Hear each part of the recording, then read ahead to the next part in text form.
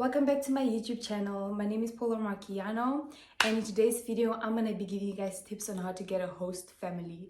Basically just tips on how to make yourself more attractive to a host family. If you guys see me looking down, as of course per usual in every video, I have my notebook where I just wrote down a few things so that I don't forget anything important. But yeah, before I get into the video, I'd just like to say thank you guys so much for subscribing to my YouTube channel. Thank you guys so much for coming back for more videos. I hope you guys are enjoying my videos and that the information serves to your purpose.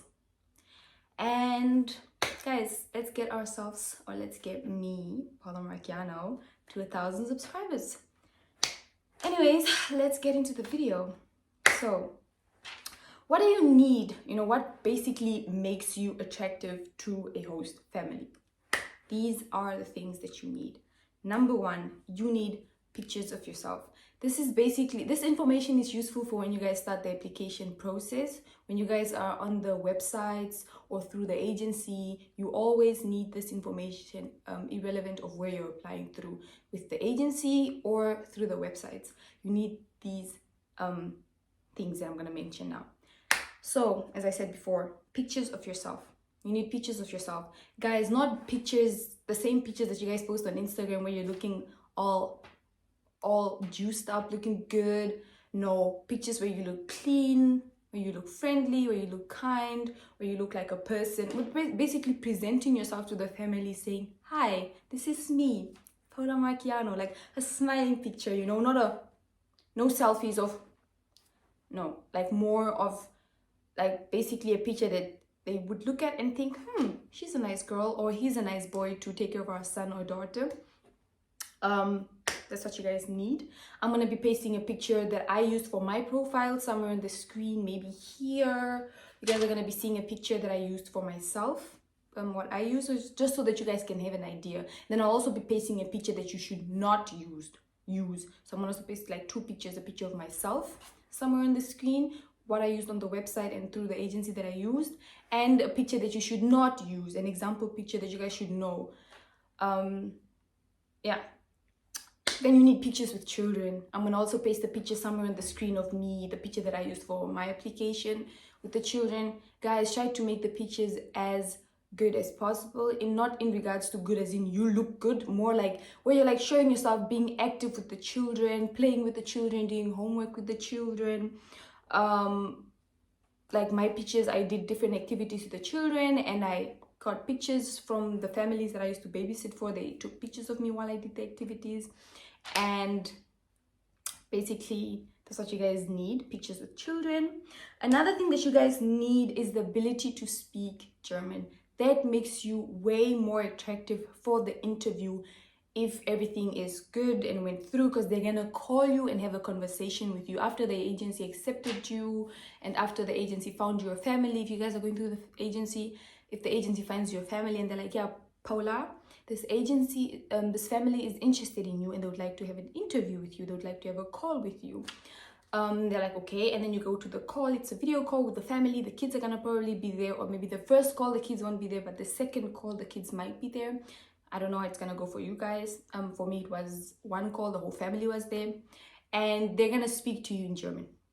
They understand that you don't speak fluently, but just be able to, in German, introduce yourself. You should be like, hallo, ich bin die Paula Marchiano, ich bin 21 Jahre alt, ich wohne in Windhoek mit meinen Eltern, like say, hi, my name is Paula Marchiano, I'm 21, I live in Windhoek with my parents.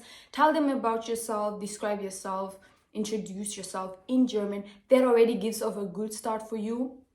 So the ability to speak German makes you way more attractive to a host family.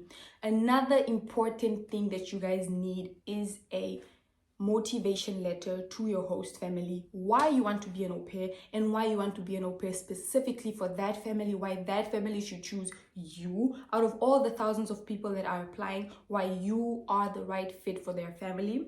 In this letter, you should introduce yourself, your name, your age. You should talk about your schooling, what type of education you have, if you're currently in high school. If you are in high school, tell them when you're finishing and when you're able to start. If you're in university, tell them if you're able to like stop the university and just come, or if you want to finish and this is when you're able to start. talk about those things. You should also tell them how reliable you are, how trustworthy you are, and like just give them a little bit of information, personal information, like about your family. Like, for example, my mom has I'm the third child of 4 siblings. Girl, is it even right English? I'm the third born of 4 girls, and I have 2 older sisters and a younger sister, and my sisters are this and this age, and they do this and that, their names are this and that. You can give them a little bit of personal information, so just so that like they have an image of who you are as a person. You can also like describe yourself as, like I said, I'm very energetic, I'm very kind, I'm very much excited to meet them, the family. Like the letter should just be like, and not irrelevant information, guys. Do not put in your letter, my hobbies are grooving. Please do not do that to yourself. Do not say that you love to groove. Like, make your hobby something that makes you seem like an interesting person. Like, genuinely, if your hobbies, if you don't like to read, don't go say you like to read. In the phone call with them, they're gonna be like, yeah, what's your favorite book? And you're gonna be there like stuck. Be honest and open as possible, but also try to remember that it's still a job interview and you should be as professional to a certain degree, which means do not put like irrelevant information there. For my hobbies, I put in jogging, music, sports, because I played netball. I used to read a lot when I was in Namibia. I still like it. Just like describe yourself and put in your hobbies, and yeah, just like tell them the type of person you are and why they should pick you, basically, you know. Tell them how trustworthy you are, how good you are with children. That's another fact and another point that's very important in your letter. Talk about your experiences with children. Tell them how experienced you are. For example, in my letter, I put in that I babysit. In the church where I'm at, I was like in the Sunday school for the little toddlers that I used to volunteer there. And I babysit in Namibia for different families. I'm a like well-known babysitter among different families.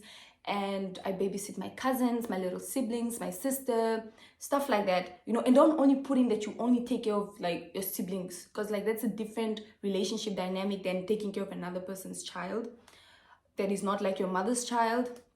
So that's why it's best for you guys to get actually experiences babysitting other people's children, because you actually do need references. It's also another factor that I'm about to get to, the fact that you guys need references, people that are gonna talk about. You need references. Wait, I wrote it here.